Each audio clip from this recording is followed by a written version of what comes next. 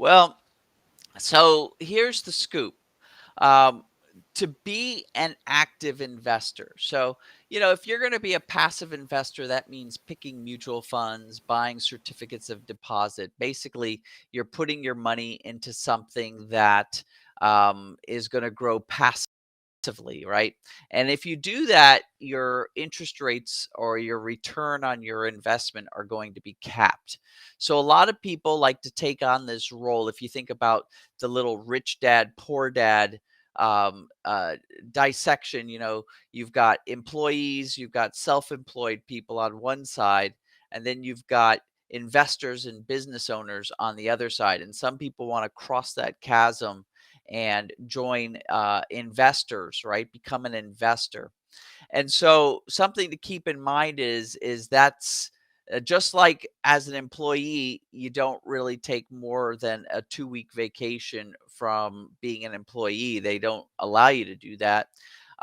You really can't take time off from being an investor. You have to keep it going because it's very difficult, especially if you're setting up positions and creating a funnel of candidates and getting into your groove. Just like when you start a new job, there's always like somewhere between, I think that the studies I've read, it takes somewhere between 2 and 6 months to get into a groove with a new job.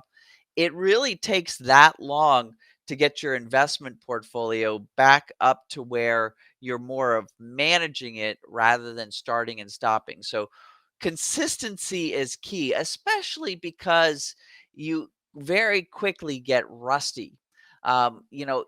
It's an experience thing. People think that investing is as simple as like following somebody on the web or doing, flicking a switch, reading a book, and it's really not there. Investing is almost a skill that you pick up, that you have to keep your skill honed. You have to keep doing it because if you take 1, 2, 3 months off, getting restarted and keeping your skill set honed, things change very quickly in the markets, and being able to get back going is difficult. Now, at the same time, a pause is necessary if things aren't working for you.